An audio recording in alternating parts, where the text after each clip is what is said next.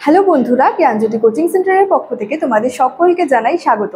আজকের ক্লাসে তোমাদের সঙ্গে আলোচনা করব তোমরা যারা বিইউ অর্থাৎ বর্ধমান ইউনিভার্সিটির অধীনস্থ বিভিন্ন কলেজগুলোতে পড়াশোনা করছো তাদের জন্য আজকের ক্লাসে সেকেন্ড সেমিস্টার মাইনর হিস্ট্রি থেকে কিন্তু গুরুত্বপূর্ণ টপিক নিয়ে আলোচনা করব। টপিকটা হলো যে আলবেরুনি কে ছিলেন, অর্থাৎ আলবেরুনি সম্পর্কে কিন্তু আজকের ক্লাসে তোমাদের সঙ্গে বিস্তারিতভাবে আলোচনা করব। আজকের ক্লাসটি শুরু করার আগে তোমাদেরকে একটা ছোট্ট ইনফরমেশন দিয়ে ক্লাসটি শুরু করতে চাই। সেটা হলো যে তোমরা যারা ভাবছো আমাদের সঙ্গে এই সেমিস্টারে অনলাইনে যুক্ত হবে তাদের জন্য কোর্স ফি সম্পর্কে একটু বলে রাখি যে তোমরা যারা সেকেন্ড সেমিস্টারে আমাদের সঙ্গে যুক্ত হতে চাইছো তাদের কোর্স ফিটা যেটা আগে ছিল সেটা হচ্ছে 999 টাকা, কিন্তু সেটা তোমাদের এখন পে করতে হচ্ছে না, তোমাদের এখন পে করতে হবে শুধুমাত্র 499 টাকা। এই 499 টাকার বিনিময়ে কিন্তু তোমরা তোমাদের যাবতীয় যে নোটসপত্র সাজেশনস সেগুলি কিন্তু সবই পেয়ে যাবে। তো তোমরা যারা ভাবছো এই সেমিস্টারে আমাদের সঙ্গে অনলাইনে যুক্ত হবে তারা আমাদের হেল্পলাইন নাম্বারে যোগাযোগ করতে পারো। আমাদের হেল্পলাইন নাম্বার হলো 7076398606 এবং 6295916282। তো তোমরা যারা ভাবছো আমাদের সঙ্গে যুক্ত হবে তারা কিন্তু যুক্ত হয়ে যেতে পারো, ঠিক আছে? তাহলে দেরি না করে আজকে আলোচনার বিষয় কিন্তু শুরু করছি। দেখো, প্রথমেই বললাম আজকে তোমাদের সঙ্গে আলোচনা করব মাইনর হিস্ট্রি থেকে একটি গুরুত্বপূর্ণ টপিক নিয়ে। টপিকটা কি? আলবেরুনি কে ছিলেন বা টিকা লেখো আলবেরুনি, ঠিক আছে? দেখো, প্রথমত যদি বলি এই আলবেরুনি ছিলেন কিন্তু একজন আরবীয় পণ্ডিত, ঠিক আছে? এছাড়াও কি বলা হচ্ছে যে 973 খ্রিস্টাব্দে মধ্য এশিয়ার অন্তর্গত খারাজিম রাজ্যের যে রাজধানী রয়েছে খিবা, সেখানে কিন্তু আলবেরুনি জন্মগ্রহণ কিন্তু করেছিলেন। এছাড়াও কি আলবেরুনির পাণ্ডিত্যে মুগ্ধ হয়ে কিন্তু সুলতান মাহমুদ কি করলেন, সভাসদ রূপে কিন্তু তাকে কি করলেন, আমন্ত্রিত করলেন। অর্থাৎ আমি প্রথমে কি বললাম যে আলবেরুনি কে ছিলেন? আলবেরুনি ছিলেন একজন কিন্তু আরবীয় পণ্ডিত।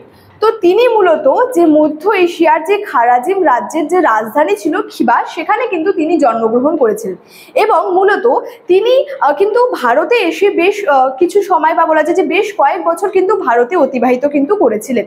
তাহলে সুলতান মাহমুদের যখন ভারত আক্রমণ কাল চলছিল সেই সময় কিন্তু এই আলবেরুনি কিন্তু ভারতে এসেছিলেন, ঠিক আছে?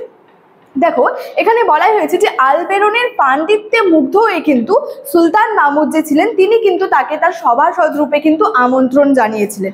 এবার সুলতান মাহমুদের ভারত আক্রমণ কালেই কিন্তু আলবেরুনি ভারতে আসেন, যেটা আমি একটু আগেই বললাম। তো খুব সহজেই কি হয়, তিনি এই দেশের কি শিক্ষা, এই দেশের সংস্কৃতি যেটা রয়েছে সেটার প্রতি কি হন, আকৃষ্ট হন।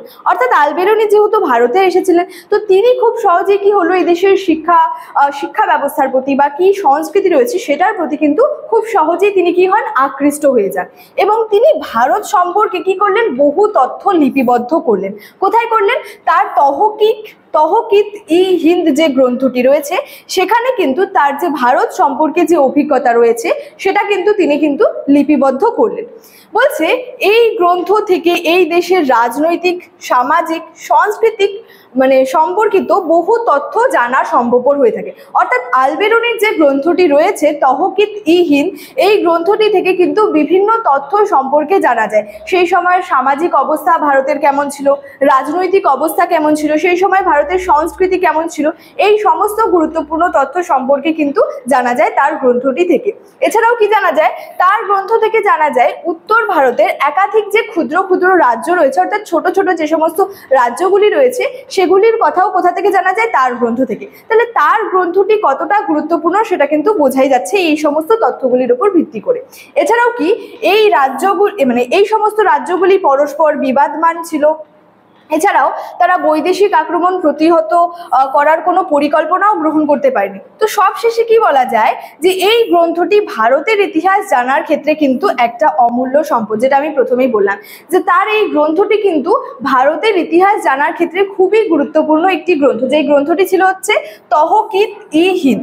তাহলে আলবেরুনি কে ছিলেন বা তার সম্পর্কে কি রয়েছে সেটা নিয়ে কিন্তু আজকের ক্লাসে আলোচনা করলাম। তিনি একজন আরবীয় পণ্ডিত ছিলেন। তিনি সুলতান মাহমুদের ভারত আক্রমণকালে ভারতে এসেছিলেন। ভারতে এসে তিনি বেশ কয়েক বছর ভারতে অতিবাহিত করলেন এবং যে তার যে গ্রন্থটি রয়েছে ভারত সম্পর্কে সেটার নাম ছিল হচ্ছে তহকিত-ই-হিন্দ এবং তার এই গ্রন্থটি থেকে কিন্তু সেই সময় ভারতের সামাজিক অবস্থা থেকে শুরু করে সংস্কৃতি থেকে শুরু করে রাজনৈতিক অবস্থা বিভিন্ন তথ্য সম্পর্কে কিন্তু জানতে সাহায্য করে থাকে তার এই গ্রন্থটি। তাহলে এই যে আলবেরুনি কে ছিলেন বা আলবেরুনি সম্পর্কে কিন্তু আজকে আমার ক্লাসটি এতটাই ছিল এবং তোমাদেরকে যে ইনফরমেশনটা দেওয়ার ছিল সেটা তো ফার্স্টেই আমি দিয়ে রাখলাম। তো তোমরা যারা ভাবছো আমাদের সঙ্গে এই সেমিস্টার অনলাইনে যুক্ত হবে তারা কিন্তু আমাদের হেল্পলাইন নাম্বারে যোগাযোগ করে আমাদের সঙ্গে যুক্ত হয়ে যেতে পারো। চলো আজকের ক্লাস এতটাই, দেখা হচ্ছে পরবর্তী ক্লাসে। তোমরা সকলেই ভালো থেকো, সুস্থ থেকো। Thank you so much.